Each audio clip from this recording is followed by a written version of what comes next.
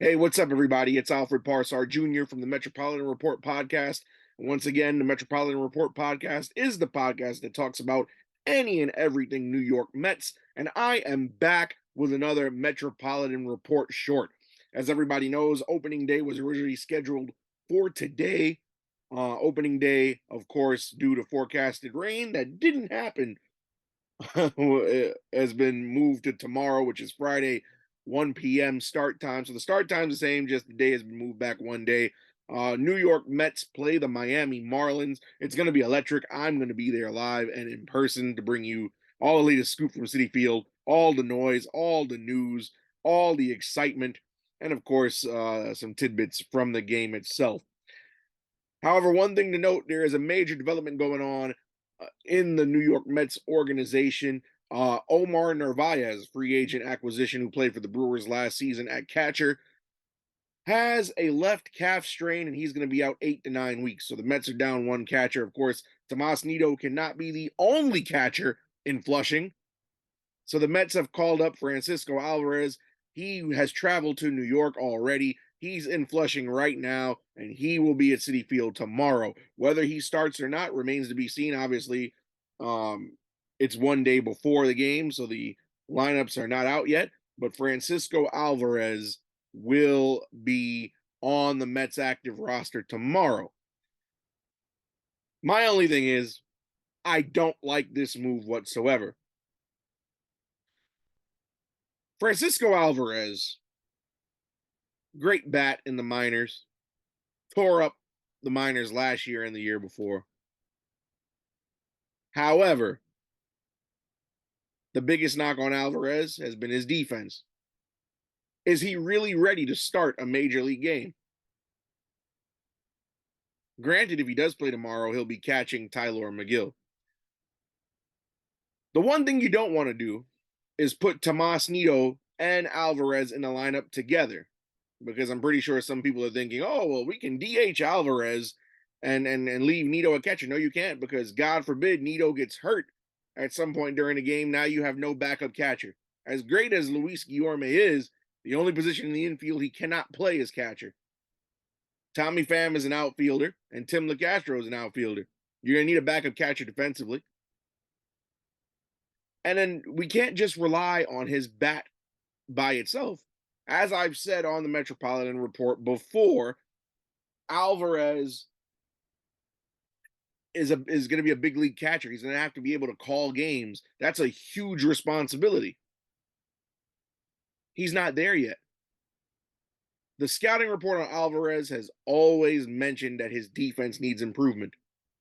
Furthermore, when he was reassigned to Syracuse after spring training, and the media interviewed Buck Showalter as to why, defense was the reason cited.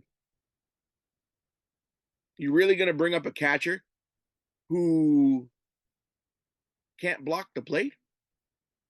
Wild pitch goes by or pass ball goes by, he can't get to it. He's got to call games. He's got to give signals.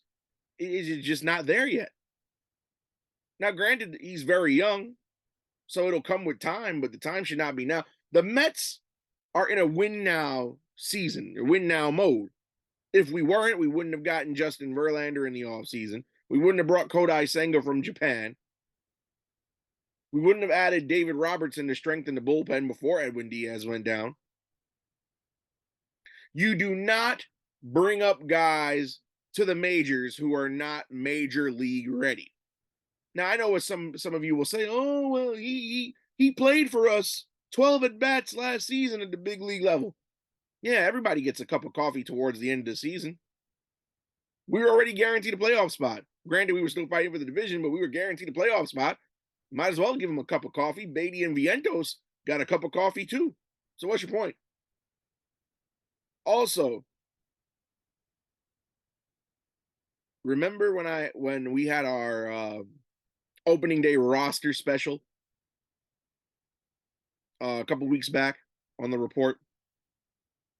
I quoted Buck, and Buck said that he did not foresee Alvarez playing in 2023 at the big league level at all. The manager said that. The guy who sets the lineup, the guy who's supposed to motivate these guys, the guy who's supposed to get the best out of these players and utilize them to the best of their abilities, the guy who pretty much runs the team from day-to-day basis on the field, said that this guy shouldn't play in 2023 at the big league level. So what's this all telling you? Something must have happened upstairs between Billy Epler and Steve Cohen and the rest of those guys. Somebody probably called Sandy Alderson on the phone to consult for him to consult this. Because how do we go from a guy who was cut in spring training? By the way, he batted 107 in spring training, and in those 12 at bats last season, he only had one hit. And they put him in some clutch situations. He struck out on 3 pitches. So don't think I forgot Atlanta. So how do we go from saying that the guy's defense is the reason he doesn't make the team, and how do we go from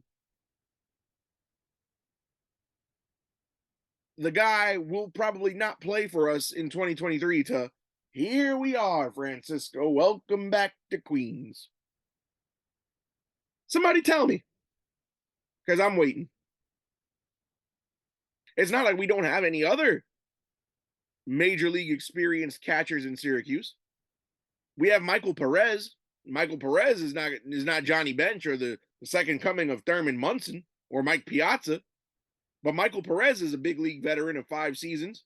He does have a 174 average, but at least his defense is not a knock on him. So somebody tell me how this makes sense.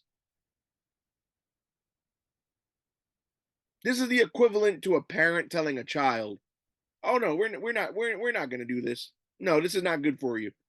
I don't want you to do that." And then 2 weeks later, you have an about face. "Oh no, it's okay. Go ahead. You can go." I'm confused. I understand that Francisco Alvarez got off to a hot start offensively down in Syracuse this season. But again, the knock was defense. Defense! Not offense. Defense. Well, it remains to be seen. Who knows? I could be wrong. Alvarez could come up to Flushing and take over the starting catcher role, and Narvaez and Nito will go by the wayside, and we'll never look back, and I'll look like a fool 4 months from now when this conversation doesn't age well. Or I could be right, and the defense could be rotten, and the bat can continue to struggle against major league competition. And then I'll gladly say I told you so. But we're going to follow this development in this story throughout the season, and we'll see. Again, you can follow Metropolitan Report on Instagram and Twitter at _Metropolitan_report.